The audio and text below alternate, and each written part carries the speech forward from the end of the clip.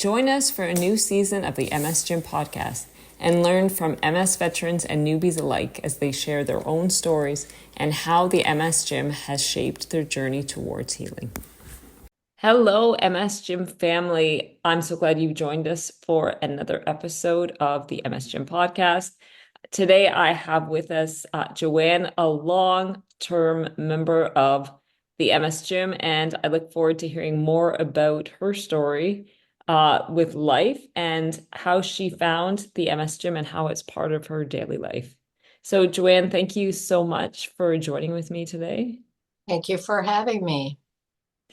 So, Joann, how did MS kind of show up in your life? Yeah, it was disturbing. It was way back in 1998, and I just felt like I had to stand up and walk, like my leg was really bothering me, my thigh, and that just kind of went on a little bit. Didn't think much about it. And then on the 4th of July, I was walking around and I kind of got drop foot, and I thought something's weird. I better go check it out. And at the time, the internet wasn't really available, so I couldn't diagnose myself. I actually had to go to a doctor and figure that out. So that's how it appeared. It was kind of a shock. Hmm. So what do you just went to like a GP, or did they escalate But it from there? oh yeah, they did. First, I went to my regular doctor because I had a good relationship with her, and she said, "Don't worry about it. Don't worry about it. You need to go see a neurologist here, make an appointment," which of course took 3 months.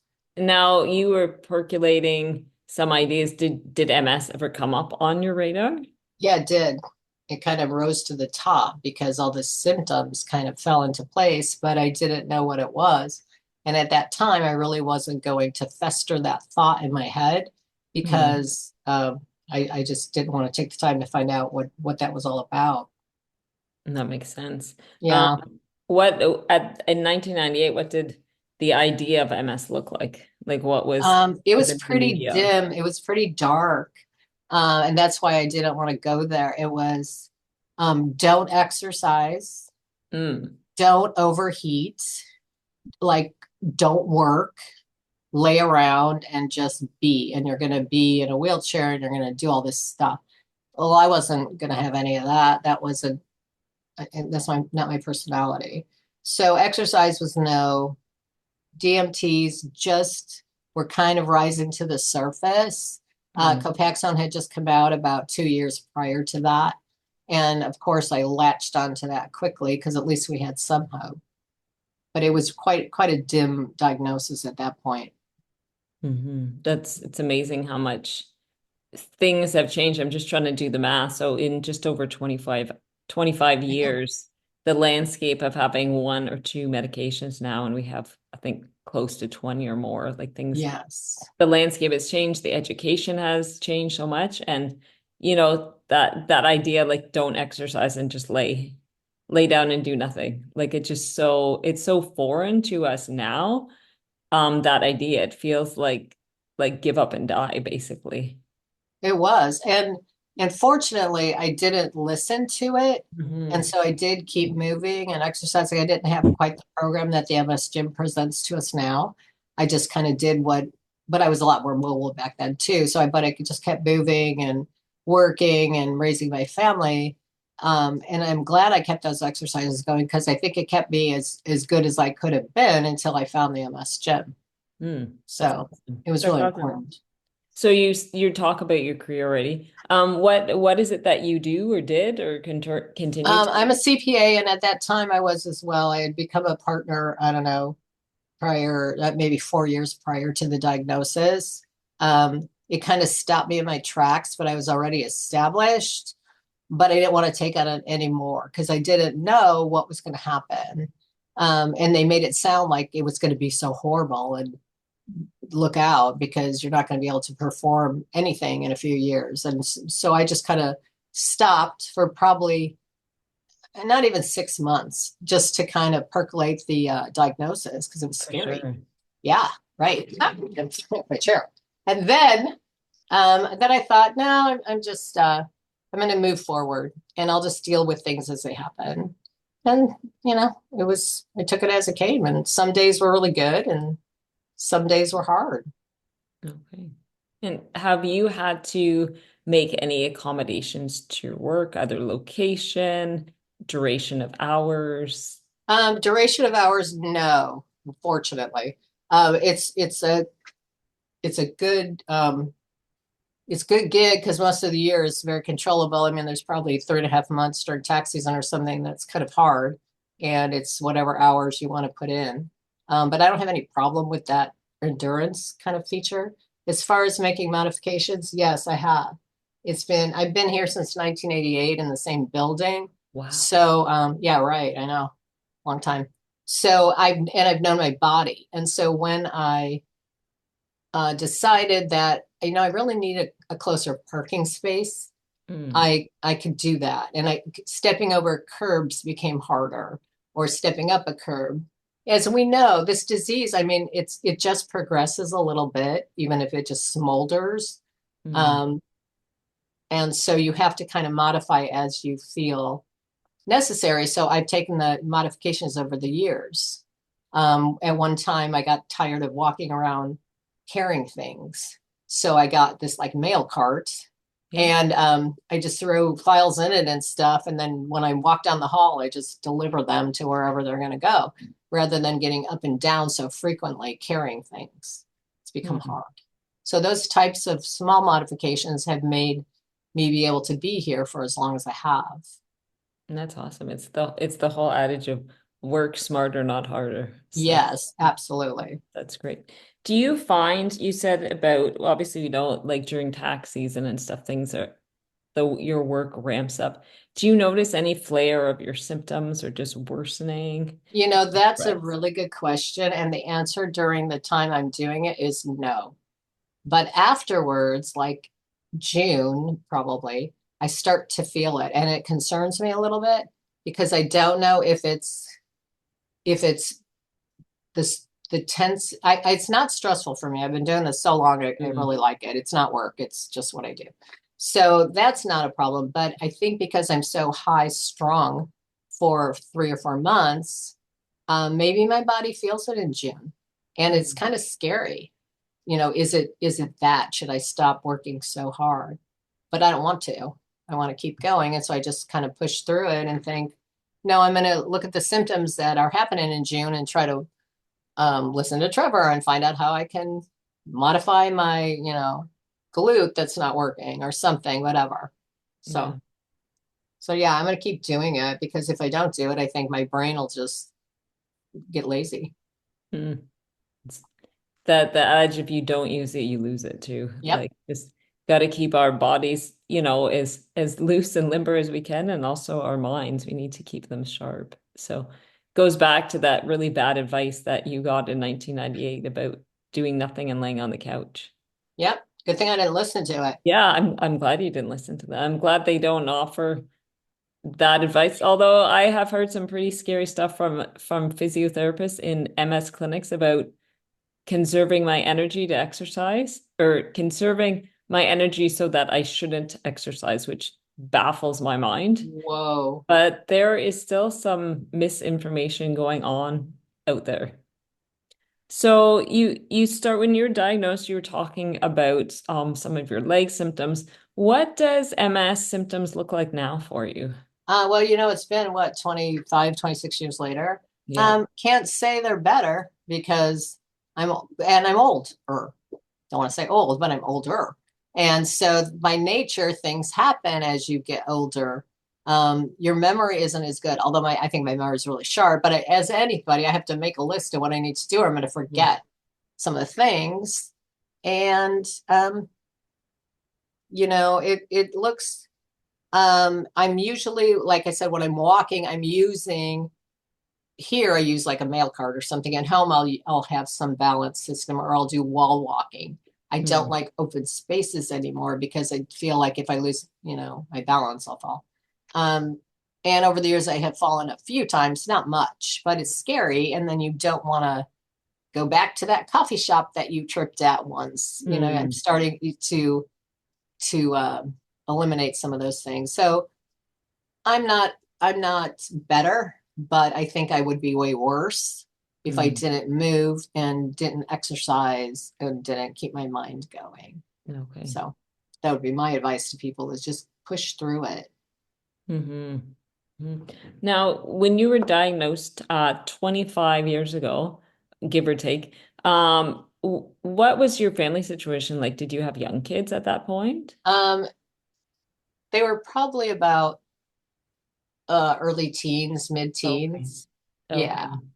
So they were older. Yeah. So I didn't have to chase them around, but I was Okay. still very active in going to their school functions and things like that.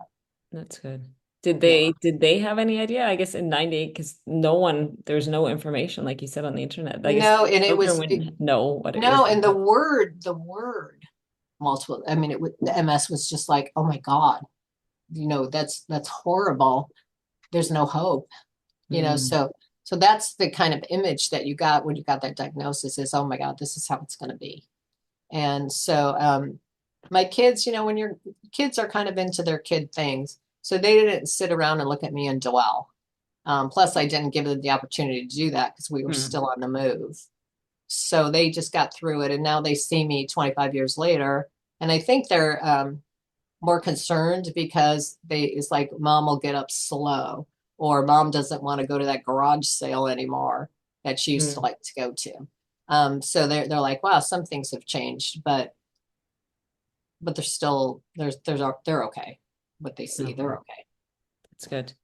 That's good.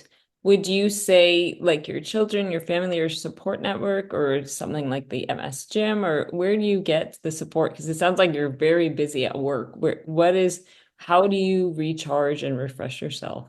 Every night after dinner, I'll go down to do the MS gym. That's kind of my hour to myself, and I need it to myself. My husband will come down sometimes to try to talk to me. It's like, no, that's not an option. I can't listen to Trevor and my husband at the same time. It doesn't work. So that's my time to do my thing. As far as getting, um, I don't know, being refreshed or something, I think I need a better network because I really don't have it. Hmm. I don't share my diagnosis with anybody at work or my clients or anything like that. It's my own stuff.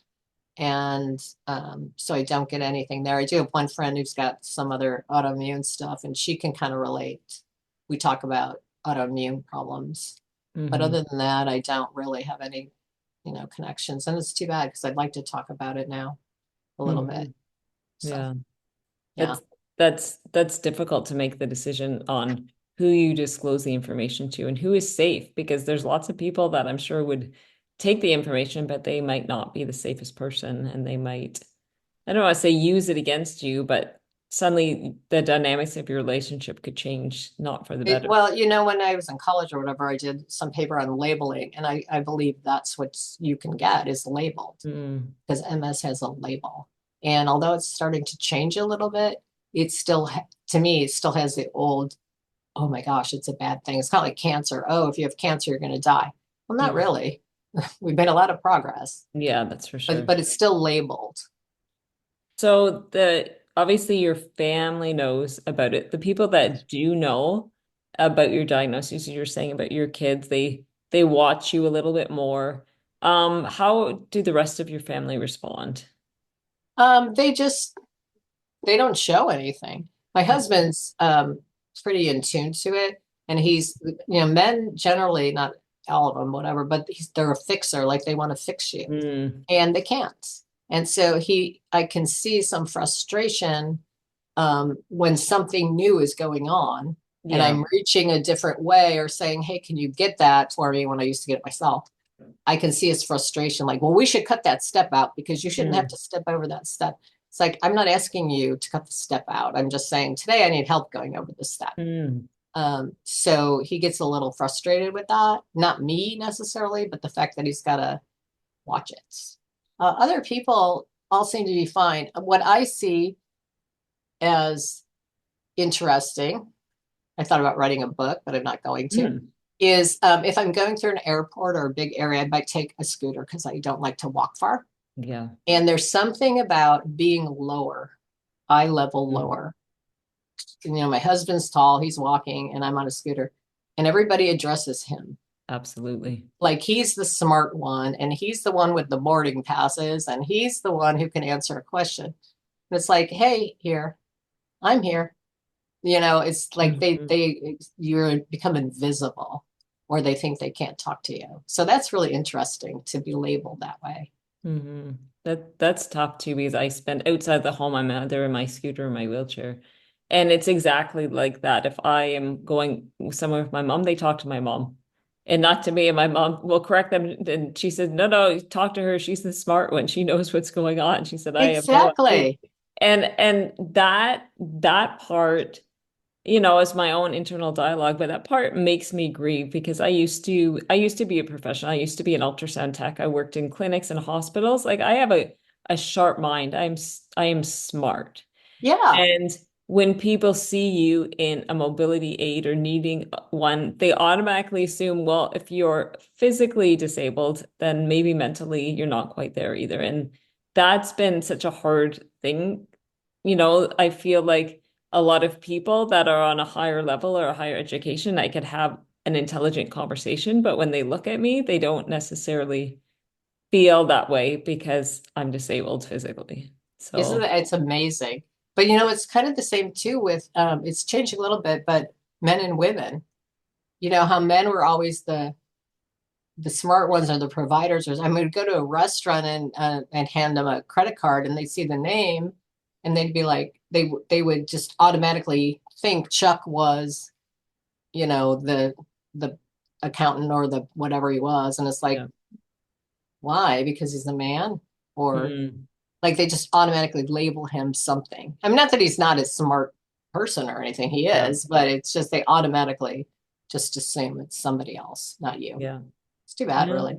no, it's interesting. I know we could go on labels for so long, but even the labels Amazing. with MS diagnosis, like they throw you into RRMS or they throw you into PPMS, or in my case in Canada, they throw SPMS and then they say good riddance to you because they say Oh man, so there's nothing we can do. You have the SPMS label and you're done. Like it I just know.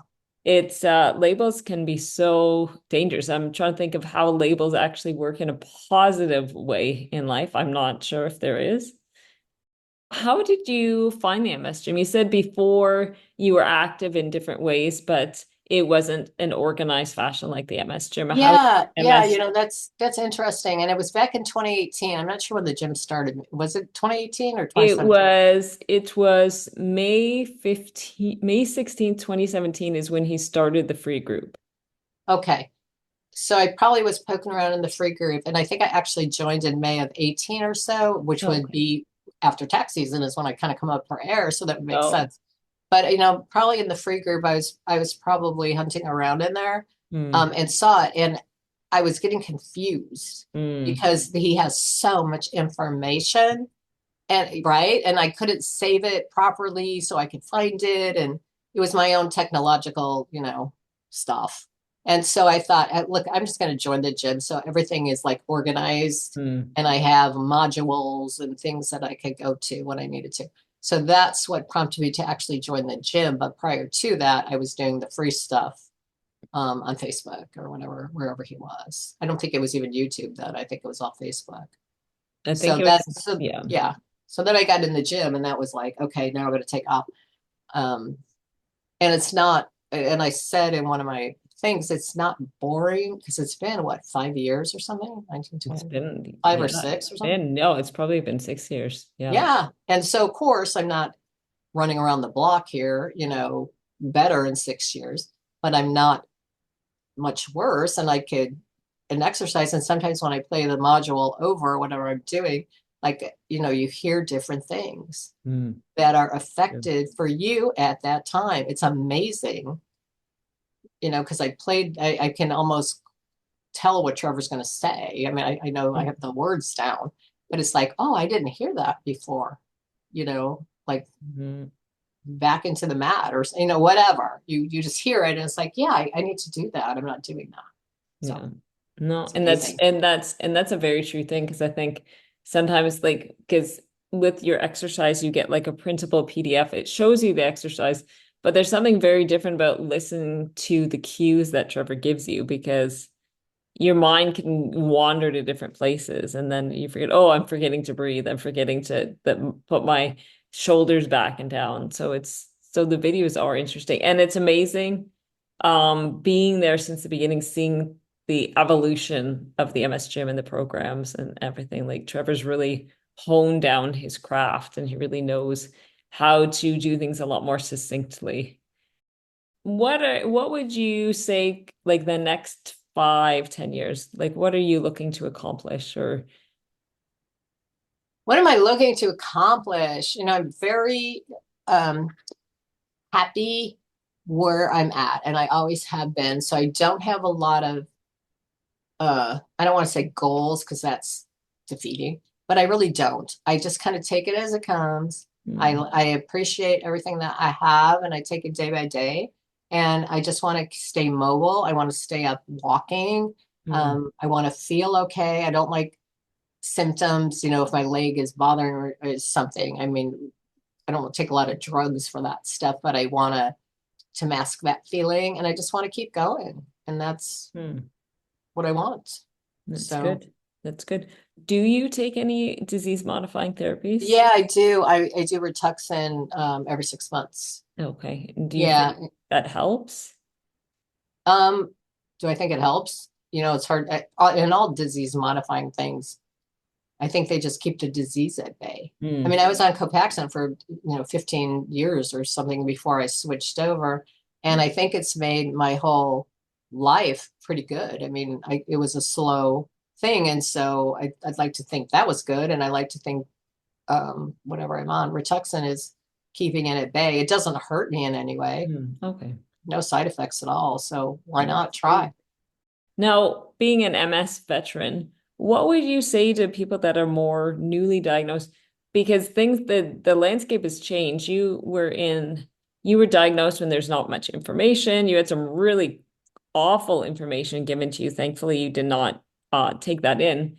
But there's almost the opposite now. There's just so much information out there. What tidbits would you say to someone who's newly diagnosed, whether it's someone that I know you don't share at your work, but someone that you feel comfortable sharing with at least. What would you say? I think about that because it is what it is now. If I had the choices now that I had in 1998, what would I choose? Knowing what I know, I think I would choose, although Copaxone was great for 15 years or whatever, I loved it. I probably would navigate a higher efficacy drug. Like I really like this Rituxan every 6 months. The word infusion was scary. I'll be honest, it was scary, but it wasn't anything. I mean, it's fine. And so I probably, if you can tolerate that, but when you're young and you hear even a daily shot, when I had to do a daily shot, it was like, oh my God, a shot. I hate needles. But I think I would do the higher efficacy stuff because what will you be 20 years from now if you were on a higher efficacy drug from the beginning? I don't know because this is my 20 years. For sure. So that's what I would do. And I would say keep exercising, keep moving, keep your life going. Whatever it is that's in your life, just keep it going. Don't stop because of the diagnosis. It means it's a big deal, but it's not a big deal. Just keep it going.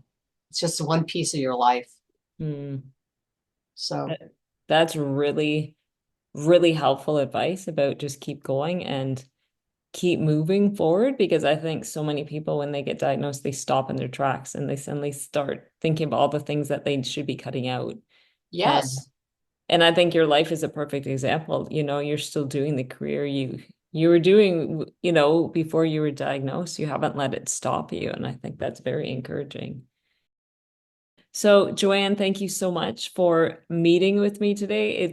It's always great to hear from people who have been dealing with MS so long and just seeing their journey play out over a few decades. It's very encouraging to hear the strides that you've made, that you've continued to keep so many things in your life just where you want them to be. So thank you again, Joann.